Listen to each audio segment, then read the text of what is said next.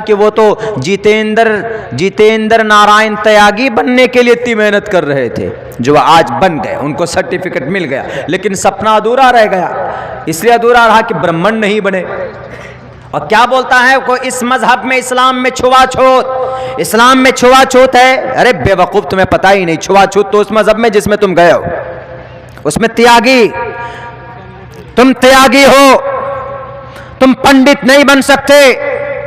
इस्लाम में अगर रहते, तुम कलीमे मोहम्मद का पढ़ते, अकीदा सही होता तुम्हारा, तो तुम सैयद थे, तो तुम किसी भी अंसारी से मिल सकते थे, किसी भी कुरैशी से मिल सकते थे।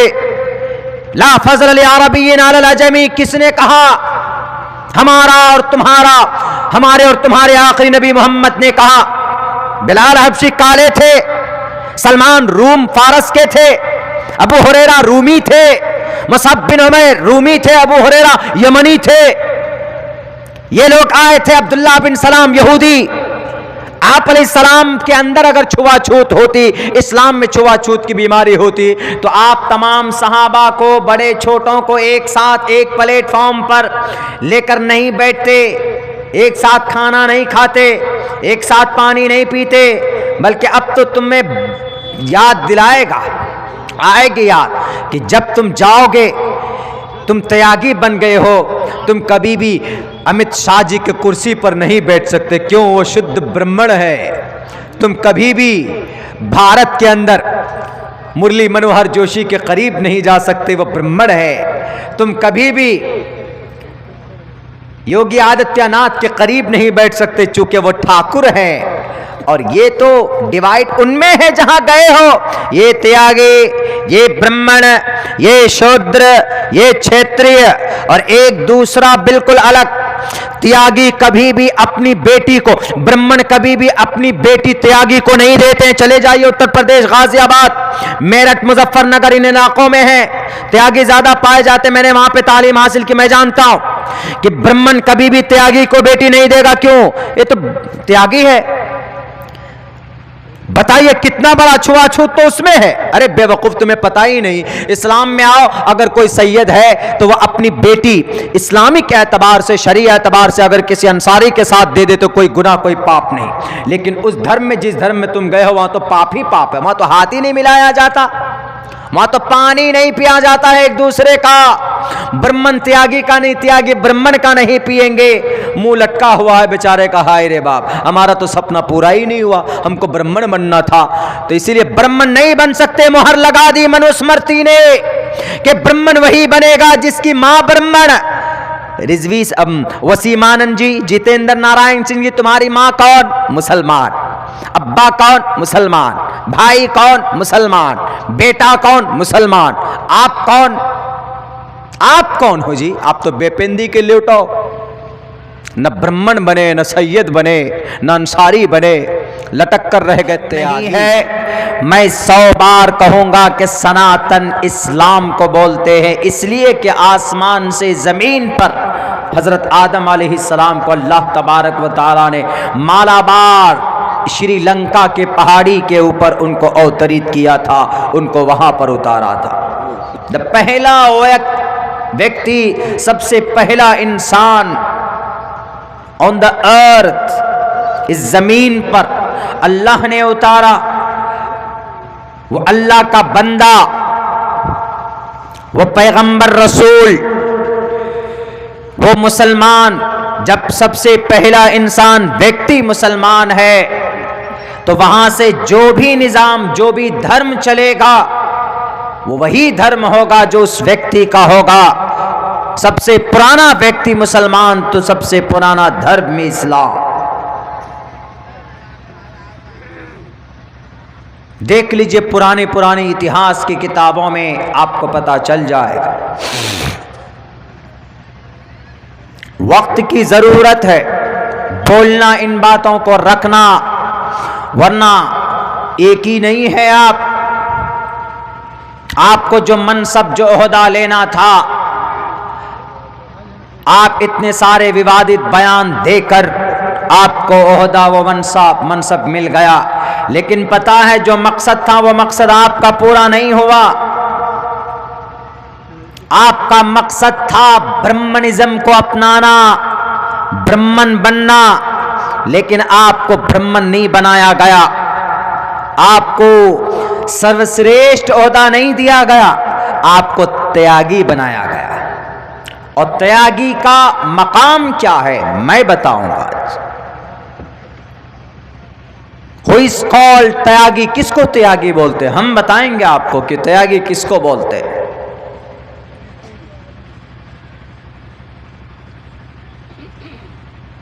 बड़े अफसोस की बात है, बड़े ताज्जुब की बात है,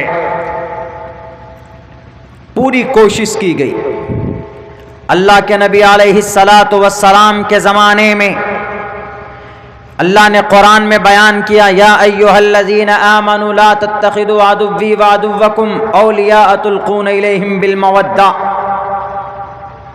ये काफिर, ये मुशरिक तुम्हारे दोस्त नहीं हो सकते, इन्हें तुम दोस्त मत बनाओ। मदीनतुल मुनव्वरा में अल्लाह के नबी अलैहिस्सलातु वस्सलाम ने सहाबी से कहा, हजरत जुबैर से कहा, मिक़दाद बिन अस्वद रज़ी अल्लाह ताला अन्हु से फरमाते हैं कि जाओ, एक मकाम खाख है, एक मकाम है मदीने से 12 और 15 मील के फासले पर, वहां पर तुम्हें एक औरत नजर आएगी, उनके पास एक खत होगा, उस खत को लेना और फिर लेकर आओ। जब उनको ये ड्यूटी जिम्मेदारी दी गई, वो गए, उस मकाम पर एक औरत मिली। उस औरत से कहा गया कि तुम्हारे पास जो खत है वो खत तुम्हें मुझे देना होगा। उस औरत ने, उस बुरी औरत ने, उस मुअम्मर औरत ने ये कहा कि मैं आपको खत नहीं दूंगी। वो खत लिखा गया था मदीनतुल मुनव्वरा में एक सहाबी रसूल हजरत हातिम इब्न अबी बल्ता के जरिए से। कुछ भेद, सहाबी थे लेकिन कुछ भेद उन्होंने कुफ्फार को, मुशरिकीन को आगाह करना चाहा कि मोहम्मद अलैहिस्सलाम ये काम करने वाले। वह औरत खत देने से इनकार करती, लेकिन जब इन्होंने डराया कि अगर तुमने खत नहीं दिया तो तुम्हारे कपड़े यहीं पर उतार दूंगा, सबके सामने में तुम्हें बरहना कर दूंगा, सहाबी के इस थ्रेट से, इस धमकी से डर गई, अपने बालों की चोटी से वह खत निकाल कर दिया। वह खत लेकर नबी पाक अलैहिस्सलाम के पास पहुंचते, उन्होंने देखा ये खत लिखने वाला हातिब इब्न अबी बल्ता एक सहाबी रसूल हैं। उनको बुलाया जाता और कहा जाता है कि हातिब, तुमने ये काम क्यों किया, हमारे राज का फाश क्यों किया, क्या मजबूरी थी, कोई मजबूरी, कोई दिक्कत थी तो बताओ। हजरत हातिब इब्न अबी बल्ता ने कहा, ए अल्लाह के रसूल, मक्कतुल मुकर्रमा में, शहर मक्का के अंदर सहाबा किराम के माल दौलत हैं, जायदाद है, उनके रिश्तेदार हैं, वहां उनकी वो जिम्मेदारी लिए हुए, वो उनकी हिफाजत करेंगे, लेकिन हमारा तो कोई भी नहीं, हमारी तो दोस्ती भी नहीं किसी से, हमारा कोई भी हसब व नसब वहाँ पर बाकी नहीं है। तो इसलिए हमने चाहा कि मैं अगर कुछ राज की बात उनको बता दो तो वो मुझ पर कुछ मेहरबानी करेंगे, मुझ पे रहमो करम का दस्त शफकत मेरे सर पर रखेंगे, वरना मेरे दिल में अल्लाह के नबी कोई कुफ्र नहीं, अल्लाह के नबी मेरे दिल में कोई इर्तिदाद नहीं है।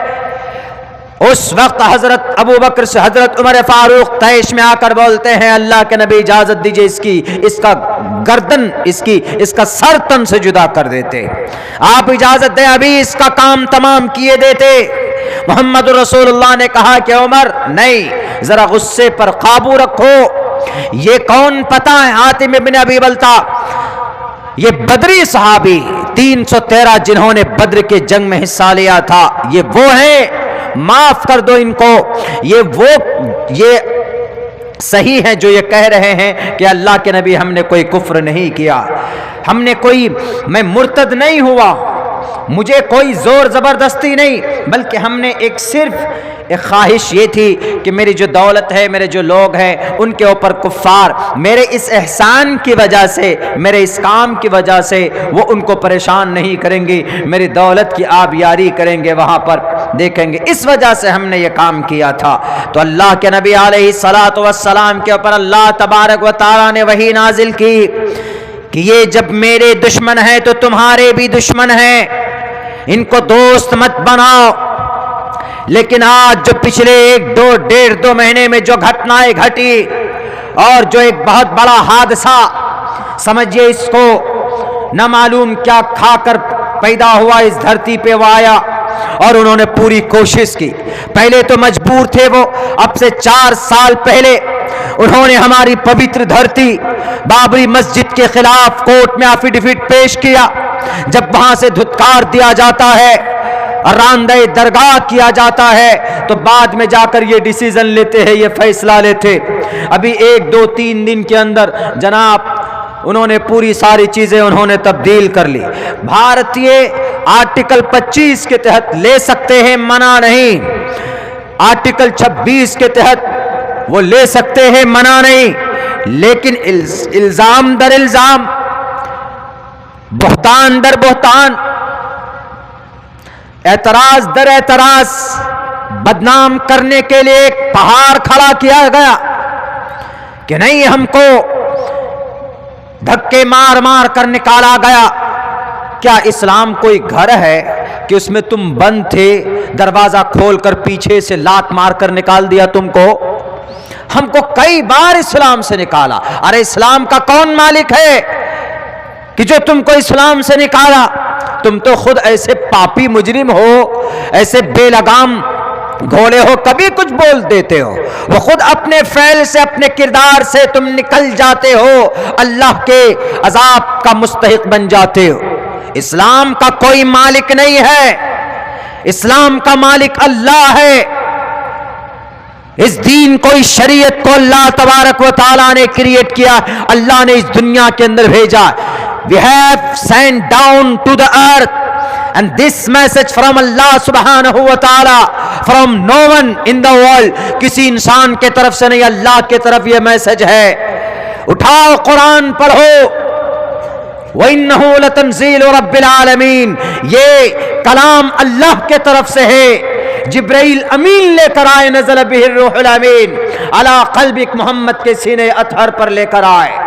तुमको एतराज सिर्फ 26 आयतों से, इसका मतलब बाकी आयतें कुरान की बिल्कुल परफेक्ट है, तो वइन्नहु लतंज़ीलु रब्बिल आलमीन 26 आयतों में नहीं है। तो तुम्हारे अकीदे के मुताबिक ये एक आयत परफेक्ट है, सही है, तो ये इस आयत पर तुम्हें आस्था रखना होगा। वइन्नहु लतंज़ीलु रब्बिल आलमीन, ये रब्बे ज़ुल जलाल का कलाम है, जिब्राइल अमीन के जरिए से अवतरित किया गया इस दुनिया के अंदर। बड़े शर्म की बात है कि उसको तो डूब कर मर जाना चाहिए। कोशिश उन्होंने क्या की? उन्होंने कोशिश ये की कि जनाब हम ब्राह्मण बनेंगे, क्योंकि भारत में ब्राह्मण 5-6% है पूरे भारत में, और इन्हीं ब्राह्मणों का कब्जा कहाँ? गुजरात में ब्राह्मण सीएम बने, उत्तर प्रदेश, पूरे भारत के अंदर में पीएम ब्राह्मण बने हुए हैं, सीएम ब्राह्मण ठाकुर बने बैठे हैं, गृह मंत्री ब्राह्मण बने बैठे हैं, और जनाब रक्षा मंत्री ब्राह्मण बने बैठे हैं। सिर्फ एक है राष्ट्रपति जी, जिनको आदिवासी और दलित के प्लेटफॉर्म से लिया है। सारे कहीं पे चले जाइए, आपको बड़े बड़े ओहदे में, बड़ी बड़ी मिनिस्ट्री में ब्राह्मण मिलेंगे। रिजवी साहब ने सोचा, नहीं, अपने त्यागी जी ने, रिजवी उर्फ त्यागी जी ने सोचा, रिजवी जी उर्फ, अब बल्कि इनको वसीमानंद जी कहिए, नरसिंहानंद के जगह वसीमानंद जी। वसीमानंद जी ने सोचा कि हम अपना नाम जितेंद्र नारायण सिंह त्यागी रख लेंगे तो हमको कोई मिनिस्ट्री मिल जाएगी, हमको कोई ओहदा मिल जाए। इसी पर बस नहीं किया, उन्होंने सबसे पहला एतराज़ क्या किया? आज तो अल्हम्दुलिल्लाह वो उस न्यूज़ का हमको वो सुनकर बहुत खुशी हुई, जो इंडिया टीवी का वो एक एंकर है, उसने कहा कि सर आप तो खुद से नहीं आए, आप तो सनातन को अच्छा समझकर नहीं आए, बल्कि आप तो धक्के मारकर निकाले गए हो। जब धक्का मारकर निकाल दिया, no man's line, no man's land, धर्महीन हो गए आपका कोई धर्म था ही नहीं, तो मजबूर होकर आपने सोचा कि हमको कहां आस्था और शरण मिल सकता है, चलो यही सनातन धर्म, मसनूई हिंदू धर्म के अंदर चलो, अपने दामन को थाम लेते हैं, वहां चले जाते हैं और हमारा शुद्धिकरण हो जाएगा, हमको ब्राह्मण बना देंगे। तुमको ब्राह्मण कौन बनाएगा? वो यति नरसिंहानंद गिरी जी, जो जूना अखाड़े के महामंडलेश्वर दासना में बने बैठे, वो खुद ब्राह्मण नहीं, वो खुद त्यागी हैं।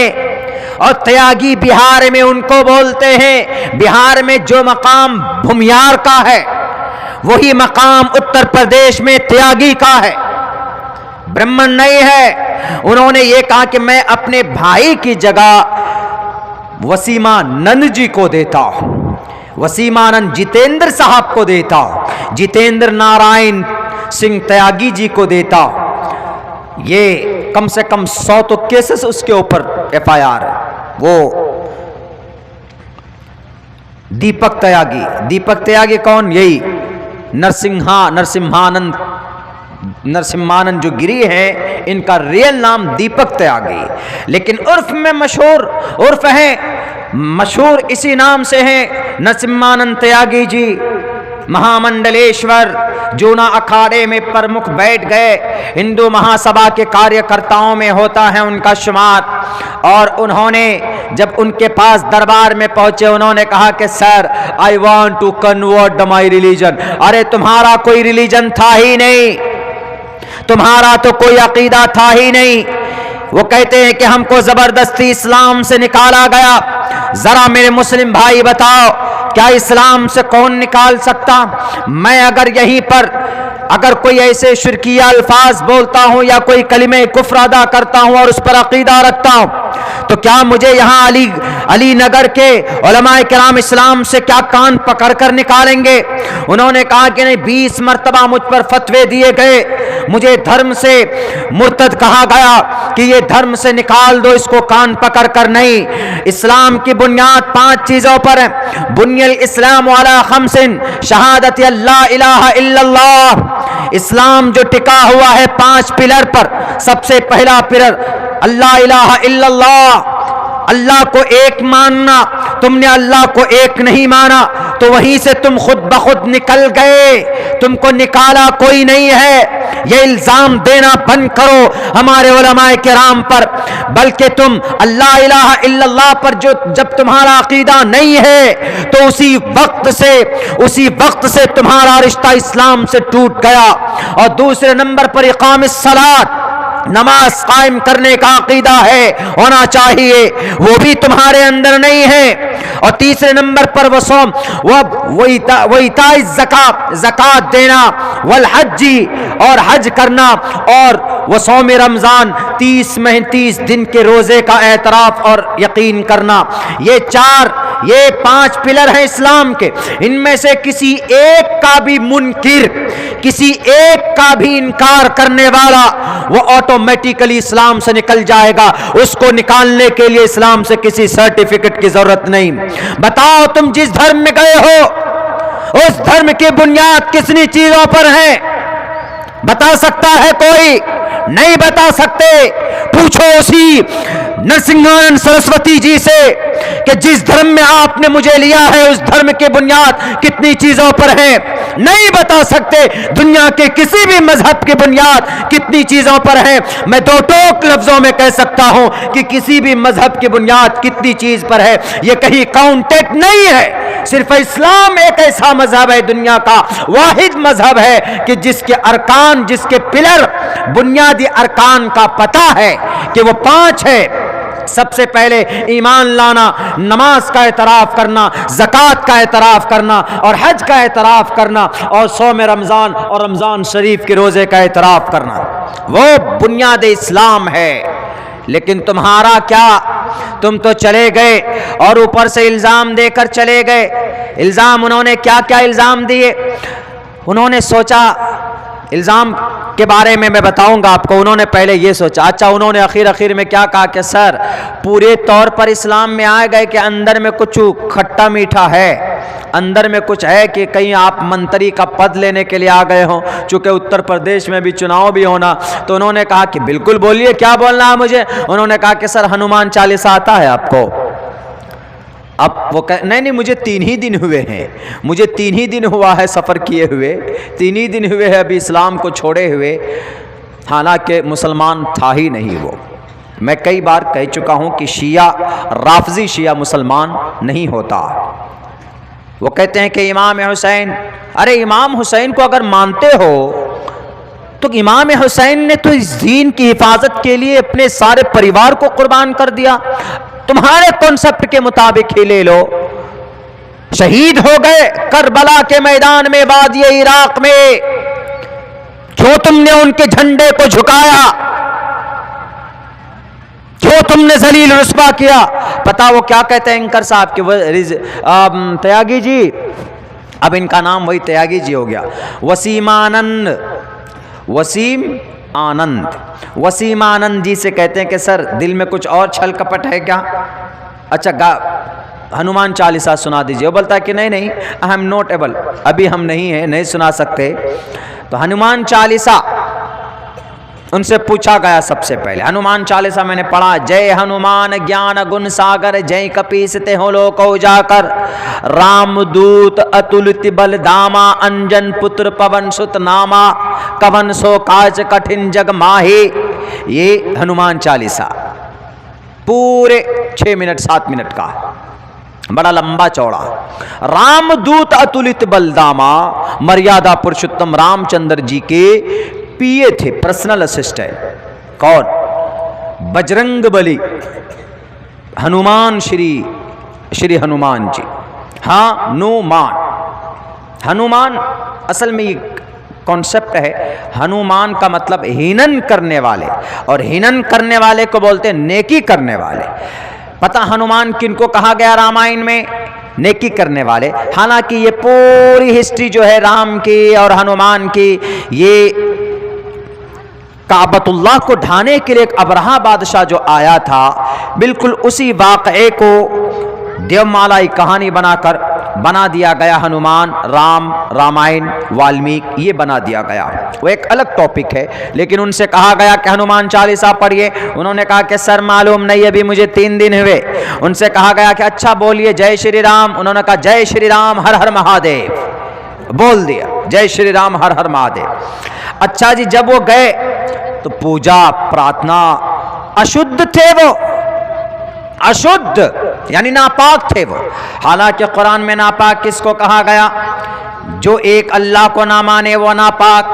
अब वसीमानंद जी का, जितेंद्र नारायण सिंह त्यागी का कितने अल्लाह हुए। अब ब्रह्मन भी इनका अल्लाह हो गया, अब शिव जी भी इनके अल्लाह हो गए, विष्णु भी इनके अल्लाह हो गए, और बजरंग बली भी इनके अल्लाह हो गए, रामचंद्र जी भी इनके अल्लाह हो गए, हर हर महादेव भी इनके अल्लाह हो गए, देवी देवता भी इनके अल्लाह हो गए। जब इतने अल्लाह हो गए तो इतने अल्लाह वालों को मुशरिक कहा गया, और मुशरिक नापाक होते हैं। अब वो नापाक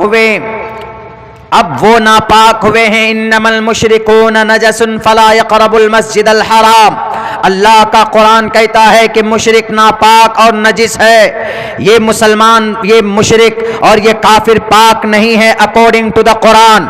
चूंकि एक अल्लाह को नहीं मानते, जो एक अल्लाह को मानता है वो पाक होता है, जो एक ईश्वर के ऊपर आस्था रखता है वो पवित्र होता है। अब तक तो वो पाक किसी न किसी दर्जे में होगा, लेकिन जो भी बची खुची जो भी चीज थी वो भी उन्होंने खत्म कर दी। अब चले गए जनाब, वहां पर बैठकर हवन किया गया, आहुति दी गई। आहुति और हवन देने के बाद उनका नाम रखा गया जितेंद्र नारायण सिंह त्यागी नाम रखा। उसी वक्त मुंह लटका हुआ था, लो सबका सब सत्यानाश हो गया। क्यों? वो ब्राह्मण बनना चाहते थे, ब्राह्मण नहीं बनाया गया।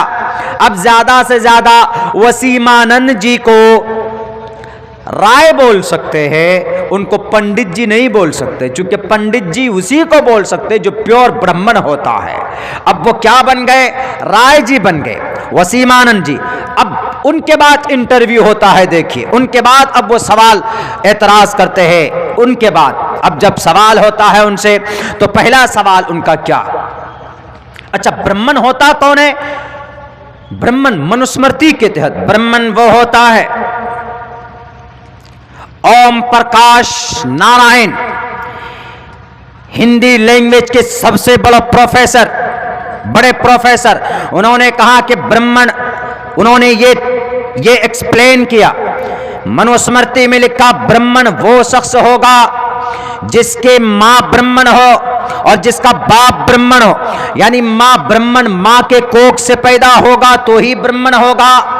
अलग से धर्म छोड़कर आ गए, ऊपर से पैराशूट पहनकर नाजिल हो गए, अवतरित हो गए, उनको ब्राह्मण नहीं कहा जाएगा। ब्राह्मण के लिए शर्त है मनुस्मृति के तहत ओम प्रकाश नारायण की किताब पढ़िए, उनकी किताब जठ के अंदर ये बात लिखी, किताब का नाम भी बता रहा हूं और राइटर का भी नाम बता रहा हूं। उस किताब में उन्होंने लिखा कि ब्राह्मण बनने के लिए जरूरी है कि उसकी मां के कोख, वो मां जो ब्राह्मण हो और उसका बाप भी ब्राह्मण हो, तब वो इंसान ब्राह्मण बन सकता है, वरना अलग से धर्म कन्वर्ट करके इस्लाम या क्रिश्चियन छोड़कर आएगा सनातन धर्म को अपनाने के लिए, तो ब्राह्मण नहीं कहा जा सकता उसको। बैरक है, उनके सपने अधूरे हो गए। कुछ दिन के बाद वो कल क्रिश्चियन में चले जाएंगे, कुछ दिन के बाद वो जोडाइज्म में चले जाएंगे। ये बेपेंदे का लोटा हो गए, और मुबारक हो ऐसे आदमी आपको, आप इनको संभालो। बेपेंदी का लोटा है, किसी दिन लुढ़कता हुआ वो डासना से दिल्ली ना पहुंच जाए, और दिल्ली से लुढ़कता हुआ महाराष्ट्र ना पहुंच जाए, महाराष्ट्र से लुढ़कता हुआ कहीं केरला ना पहुंच जाए, जहां क्रिश्चियनिटीज की ज्यादा तादाद है। वहां पर जाकर वो कहेंगे oh my Jesus, I will come, I came here, मैं यहां आया हूं, प्लीज आप हमको वरदान दीजिए। Oh Jesus, oh Christ, oh Mary, हम पर कुछ कृपा कीजिए, हम पर कुछ रहम कीजिए। तब आएंगे वहां से आपके फादर, वो कहेंगे ओ माई चाइल्ड, कहां भटक रहे थे? Where were you going around, कहां पर गोल गोल घूम रहे थे आप? इस्लाम से सफर करके आप आए सनातन में, सनातन से सफर करके आप जैन में, जैन से सफर करके आप जुडाइज्म में आए, अब आ जाओ तुम सही जगह पर आए। कहां? जीसस को मानने के लिए आ गए, आओ तुम। Oh my child, God bless you, तुम पर अल्लाह की रहमत हो, तुम पर ईश्वर की कृपा हो। इस बेपेंदी लोटा को संभाल कर रखना, ये बेपहिए का, बिना उसका वो पीछे नहीं है, कुछ भी इधर उधर भटकते रहता। बैरक है, अब जब इंटरव्यू होता है, अब देखिए उसके सवाल क्या करता है। सबसे पहले वो सवाल में लिख कर लाया, इस्लाम छोड़ा नहीं बल्कि हमको निकाला दिया गया, हमको निकाल दिया इस्लाम से। कौन निकाला? उसका नाम बताओ। हम जाते हैं कि जी रिजवी साहब को आपने निकाला। अल्लाह की मार है तुझ पर मलोन, निकाला नहीं, निकल गए हो। इस्लाम से निकाला नहीं जाता, इस्लाम से निकल जाता है, और जिस पर अल्लाह की कृपा और रहमत होती है उसी को ये मजहब, उसी को ये दीन अल्लाह तबारक व तआला पैदाइशी तौर पर देते हैं और उस पर कायम रहता है। वो पैदा तो होता है कैपेसिटी ऑफ इस्लाम लेकर, लेकिन अल्लाह की कृपा होती है तो ऐसे घराने में वो बच्चा पैदा होता है कि मरते दम तक ईमान पर खात्मा होता है उसका, अल्लाह की ब्लेसिंग्स, अल्लाह की रहमत होती। वरना कुफरिया कलिमा कहने से कोई भी ऑटोमेटिकली आप अपने एतबार से निकल जाता। तो सबसे पहली बात तो ये झूठ कि रिजवी जी को, बल्कि जितेंद्र त्यागी जी को, वसीमानंद जी को किसी ने निकाला नहीं है, बल्कि खुद से निकल गए हैं। तुम्हारा ये इल्जाम गलत, इस्लाम से निकाला, इस्लाम से निकल गए। अब तुम सैकड़ों 33 करोड़ देवी देवताओं की, शिवलिंग की जाकर पूजा करो, जाकर पटक पटक कर माथे से खून निकाल दो, तब देखो शिवलिंग की तुम पर कृपा होती कि नहीं होती। शिवलिंग कहेगा कि जब अरे वो अल्लाह को क्यों छोड़कर आए जी, वही अल्लाह तो हमारा, मैं ही था वहां पर अल्लाह बनकर, वहां छोड़कर क्यों आए? जब तुम वहां से आ गए तो तुम यहां से भी भागोगे, यहां से भी भागोगे, लात मारकर अब तुमको भगाएंगे शिव जी। और शिव जी का गुस्सा नहीं देखा तुमने? जब शिव जी का गुस्सा आता है तो उनके बॉडी के पार्ट भी मुख्तलिफ टुकड़ों में बट गए थे। और जब उनका आएगा महा हरियों का हरि शिव जी, सबसे बड़े ताकतवर, जलजले आते हैं, सैलाब आते हैं, धरती हिलती है, अर्थक्वेक होता है। किन की वजह से? शिव जी जब गुस्से में होते हैं, जब क्रोधित होते हैं तो ये दुनिया हिल जाती। जाओगे तुमको फटकार लगेगी वहां पर भी। तो इस्लाम से उनको कोई निकाला नहीं, बल्कि इस्लाम से वो खुद ब खुद निकल गए। और कुरान अल्लाह की किताब नहीं, उन्होंने क्या कहा? कुरान अल्लाह की किताब नहीं है तो किसकी किताब है बताओ? कुरान अल्लाह की किताब नहीं तो किसकी किताब नहीं? कुरान अल्लाह की किताब है। दलील कहां से चाहिए? तुमने अगर सिर्फ लखनऊ यूनिवर्सिटी के अंदर पढ़ा है तो हमने भी बेंगलोर यूनिवर्सिटी में पढ़ा है, हमने भी देवबंद कासमी यूनिवर्सिटी के अंदर पढ़ा, हमने भी IAS ऑफ इस्लाम को करके रखा हुआ। तुम कहते हो कि इस्लाम अल्लाह का, कुरान अल्लाह का कलाम नहीं। मैं तुम्हें एक उदाहरण देता हूं, अगर हिम्मत है तो जाओ लंदन जाओ, प्रोफेसर थॉमस की जो वहां की यूनिवर्सिटी है, ब्रिमगनाथ यूनिवर्सिटी, उस यूनिवर्सिटी के प्रोफेसर थॉमस के पास आज भी कुरान करीम 1370 साल पुराना कुरान मौजूद है। ये तहकीक उन्होंने की सन 2015 में, और उन्होंने ये लिटरेचर लिखा और छपवाया भी। बल्कि उसको जब उनके पास वह नुस्खा पहुंचता तो उन्होंने रेडियो कार्बन डेटिंग की, यानी उनके ऊपर बहुत गौर फिक्र के बाद, रिसर्च करने के बाद जाओ प्रोफेसर थॉमस के पास, है हिम्मत तो जाकर पूछो कि सर जरा दिखाइए तो वो कुरान। उनके पास 1370 साल पुराना कुरान का वो नुस्खा, जिनको हाथ से रोशनाई से लिखा गया, और बल्कि ऐसे उनको तशफ़ी नहीं कि उन्होंने उनके ऊपर रेडियो के जरिए, कार्बन के जरिए ये डेटिंग तय की कि ये कुरान लिखा गया है मोहम्मद के जमाने में, और मोहम्मद रसूलुल्लाह पर जब कुरान करीम नाजिल होता था तो आप अलैहिस्सलातु वस्सलाम अपने ही जमाने में उसकी तरतीब बनाते थे कि नहीं बनाते थे? हजरत ज़ैद बिन साबित की जिंदगी उठाकर देखो, अल्लाह के नबी अलैहिस्सलाम ने कुरान की पहली सूरत इक़रा बिस्मी को कहां पर रखा? 96वें नंबर पर रखा। सूरह फातिहा 50वें नंबर पर नाजिल हुए तो अल्लाह ने सूरह फातिहा को कहां पर रखा? पहले नंबर पर रखा। 50वें नंबर पर नाजिल होने वाली सूरत पहले नंबर पर, और पहले नंबर पर नाजिल होने वाली सूरत को अल्लाह के नबी ने 96वें नंबर पर रखा। अल्लाह के नबी ने उस जमाने में लिख कर तख्तियों में, पत्तों में कहते थे कि इसको नोट कर लो, इसको जमा कर लो, अपने तरफ से नहीं बल्कि घंटी की शक्ल में कभी कभी वही नाजिल होती थी, कभी शहद की मक्खी की तरह भिनाने की आवाज आती थी। 5-6 तरीके बताए गए हैं। उन्होंने अपनी तरफ से नहीं बल्कि ये कुरान अल्लाह की तरफ से है, ये फरमान अल्लाह तबारक व तआला की तरफ से। मैंने अभी कहा व इन्नहु लतंजील रब्बिल आलमीन, ये कुरान अल्लाह का कलाम है। नज़ल बिहिर रूहुल अमीन, जिब्राइल अमीन के जरिए से लाए गए। कहां पर किस लिए लाए गए? हुदल लिन्नास, इंसानों की हिदायत के लिए लाए गए। और कहां पर आए? नज़ल अला क़ल्बिक, मुहम्मदुर रसूलुल्लाह के क़ल्ब अतहर पर लाए गए। और सुनो वसीमानंद जी और जीतेंद्र साहब, तुम शायद पढ़े नहीं हो, यह कुरान इंसान के दिल पर अवतरित हुआ है।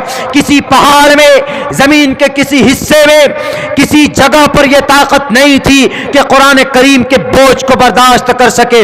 लौ अंज़लना हाज़ल कुरान अला जबल लरअयतहु खाशिअम मुतसद्दिआ, अगर कुरान को अल्लाह तबारक व तआला पहाड़ों के ऊपर नाजिल कर देते, वो पहाड़ रेजा रेजा हो जाता। ये अल्लाह का कुरान कहता, ये वो आयत कहती है जो तुम्हारे उन 26 आयतों में शामिल नहीं है। अगर 26 आयतों में शामिल होती तो तुम कहते कि ये तो मैं निकालना ही चाहता हूं, नहीं निकाल, तुमने उन आयतों को नहीं निकाला तो इसका मतलब योर फेथ इन 20 आया तुम्हारा भी अकीदा उन आयतों पर है। और अल्लाह साफ कहता है कि यह कुरान मेरी तरफ से नाजिल किया गया, किसी और के तरफ से नाजिल नहीं किया गया। तो उनका यह अकीदा भी गलत। हमने कई जगह पे बताया है कि ईश्वर की जब कृपा होती, जाओ ना वसीमानंद जी, उनके नरसिम्हानंद जी के प्लेटफॉर्म पे गए हैं तो उनके यहाँ भी एक किताब, उन पे भी ये बात लिखी कि ईश्वर की तरफ से जो मैसेज दिया जाता है वह इंसान बड़े कृपालु होते हैं। अहमे वसोयमिदम बदामी जुस्तम दबा बिरुतमानो शबीयम कामैतम कुर्नम कुर्नमितम, ये कई जगह पर पढ़ी गई। उसके बाद उन्होंने लिखा कि मोहम्मद इस्लाम के बानी हैं। मोहम्मद इस्लाम के तो बानी नहीं है। इस्लाम के बानी अगर मोहम्मद हैं तो हजरत मूसा कौन थे, हजरत इब्राहिम कौन थे, हजरत दाऊद कौन थे, हजरत इदरीस कौन थे, हजरत यूसुफ कौन थे, हजरत शीस कौन थे, हजरत साले कौन थे, कौम आद कौन थे, हजरत हूद कौन थे, हजरत जकरिया कौन थे। अगर मोहम्मद इस्लाम के बानी हैं तो हजरत आदम कौन थे, अनपढ़ गवार आदमी। You are illiterate person, you are boring, बेवकूफ हो तुम जानते नहीं हो। अपने आप को बोलते हैं कि जनाब मैं फला में फला में फला में, मैंने ये डिग्री की, मैंने ये डिग्री की। हिम्मत तो जाओ पूछो प्रोफेसर थॉमस से, उसकी तहकीक गलत नहीं हो सकती। रेडियो कार्बन के जरिए से चेक किया कि चेक करो कि यह रोशनाई कब की। उन्होंने चेक किया तो उन्होंने कहा कि यह मोहम्मद के जमाने में ये लिखी गई ये किताब है जिसके ऊपर जेर जबर नहीं थे। हज्जाज बिन यूसुफ ने बाद में उसके ऊपर जेर जबर लगाया गया, पहले बिना एराब के पढ़े जाते थे कुरान। अगर है तो तहकीक करो, अपने खुदाओं को खुश करने के लिए अनाप शनाप मत बको। इस्लाम के बानी मोहम्मद नहीं बल्कि इस्लाम के बानी हाँ मोहम्मद अलैहिस्सलाम 1450 साल पहले आए। जो शरीयत आ रही थी यानी जो बेसिक अकीदा चला आ रहा था उस अकीदे को आप अलैहिस्सलातु वस्सलाम उसके अंदर रिफॉर्म किया। रिफॉर्म मतलब संशोधन किया। संशोधन का मतलब तस्हीह की। अल्लाह की तरफ से पैगामात आए, चूँकि आखिर तक रहने वाला मज़हब था तो अल्लाह के नबी अलैहिस्सलाम को कहा गया कि आपको इसमें रिफॉर्म करना है। अकीदा वही है, सबका अकीदा वही है। आदम अलैहिस्सलाम का कलिमा वही था, ला इलाहा इल्लल्लाह, आदम रसूलुल्लाह, ला इलाहा इल्लल्लाह, मूसा रसूलुल्लाह, ला इलाहा इल्लल्लाह, इब्राहिम रसूलुल्लाह, ला इलाहा इल्लल्लाह, ईसा रसूलुल्लाह, ला इलाहा इल्लल्लाह, दाऊद रसूलुल्लाह। यही चलता आ रहा था। यानी सब के सब का अकीदा यही था कि अल्लाह एक है। वही अकीदा इस्लाम का है। तो हमने कहा कि जब सबसे पुराना धर्म, पुराना इंसान जब मुसलमान, तो इस्लाम भी सबसे पुराना। 1450 साल पहले वादिये रेगिस्तान में इस इस्लाम को, इस मजहब को नहीं फैलाया गया। इस मजहब को नहीं दो लोगों के सामने पेश किए गए, बल्कि आप अलैहिस्सलातु वस्सलाम ने वो अकीदा जो धुंधला पड़ गया था, लोग बुतों को पूजते थे, लोग शराब पीते थे, लोग अय्याशी करते थे, अल्लाह के नबी अलैहिस्सलातु वस्सलाम ने उनके अंदर तस्हीह की कोशिश की। आप अलैहिस्सलातु वस्सलाम ने उन लोगों को सुधारा, बताया। समाज में जो बुराइयां थी, जैसे आज बुराई, आज अगर अब्दुल्ला सालिम ये कहता है आपके इस मंच से कि नौजवानों शराब मत पियो, अगर आज मैं ये कहता हूं, आपके मुकर्रिर और आपके वक्ता लोग ये कहते हैं कि ए मुसलमानों सुन्नत पर अमल करो, ए मुसलमानों बहन बेटी को पर्दे में ले आओ, ए मुसलमानों झूठ मत बोलो, ए मुसलमानों तजस्सुस मत करो, ए मुसलमानों एक दूसरे का खून मत बहाओ, ए मुसलमानों किसी की जमीन मत हड़पो, तो इसका ये मतलब नहीं कि ये नया दीन है, दीन वही है, लेकिन उस पर अमल नहीं होता था। तो आज हम ये ट्राई करते हैं कि तमाम के तमाम मुसलमान उस पर अमल करने वाले बन जाए। इस्लाम अलग नहीं है।